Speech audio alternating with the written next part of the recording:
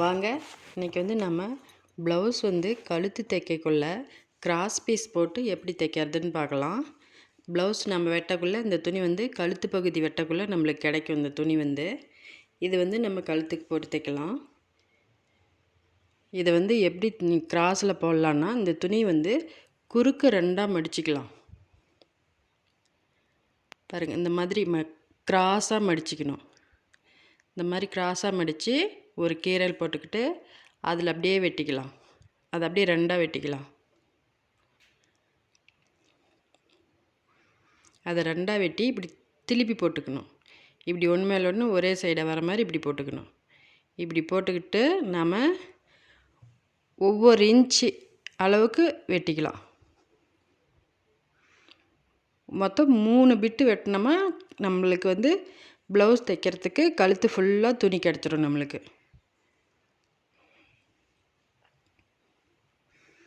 இந்த மாதிரி 3 வெட்டிக்கலாம்.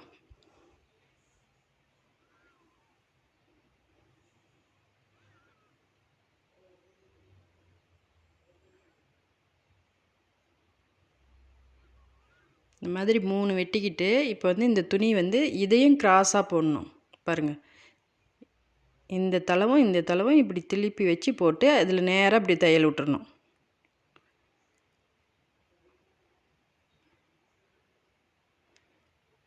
இந்த மாதிரி தையல் விட்டுறணும் நேராக. இதே மாதிரி கிராஸாக வச்சு 3 துணி வெட்டினோம்ல, அதை 3ஐயும் கிராஸாக வச்சு தையல் விட்டுக்கலாம்.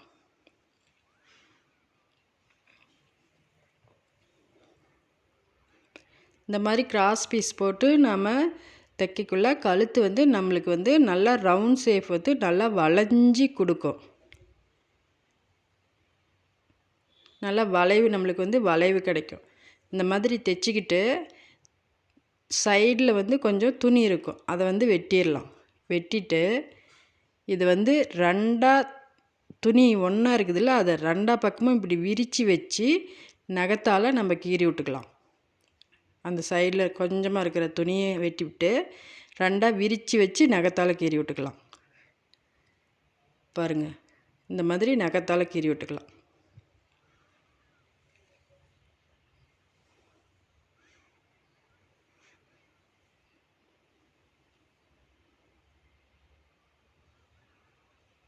இந்த மாதிரி நகத்தால் கீறி விட்டு நம்ம தைக்கக்குள்ள கழுத்து வந்து பீஸ் போட்டு தைக்கக்குள்ளே மொத்தமாக இருக்காது. அந்த ஒரு டைம் மட்டும் அவத்துல தைக்கக்குள்ளே மட்டும் மொத்தமாக இருக்காது.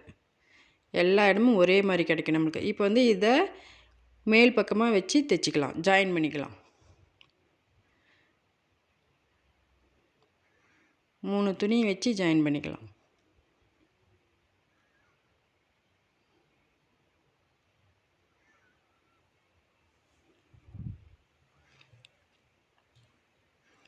இதையும் ஜாயின் பண்ணிவிட்டு அதே மாதிரியே பிசுறு வெட்டி எடுத்துட்டு இதையும் விரித்து வச்சு நகத்தால் கீறி விட்டுக்கணும்.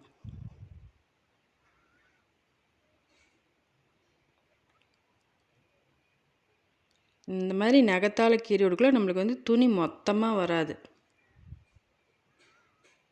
அவ்வளோதான். இப்போ வந்து நம்ம ப்ளவுஸில் வச்சு தைச்சிடலாம். பட்டன் பீஸ் 2 சரியாக இருக்குதான்னு பார்த்துட்டு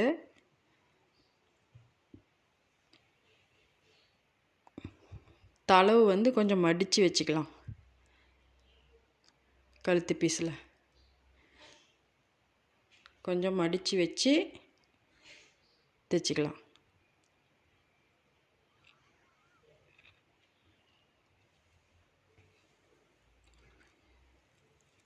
அதை தைச்சிட்டு அதை அப்படியே மறுபடியும் அப்படியே உள் பக்கமாக மடித்து வச்சு தைச்சிக்கணும்.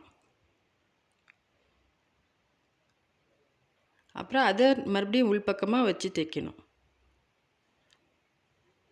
அவ்வளோதான். இது மேலே ஒரு தையல் ஓட்டமாக கழுத்து தைச்சாச்சு, ரெடி. 2 தையல் வந்துட்டு வரும் கழுத்துக்கு. அந்த மாதிரி தான் இது தைக்கிறது. பாருங்கள், இந்த மாதிரி தான் வரும்.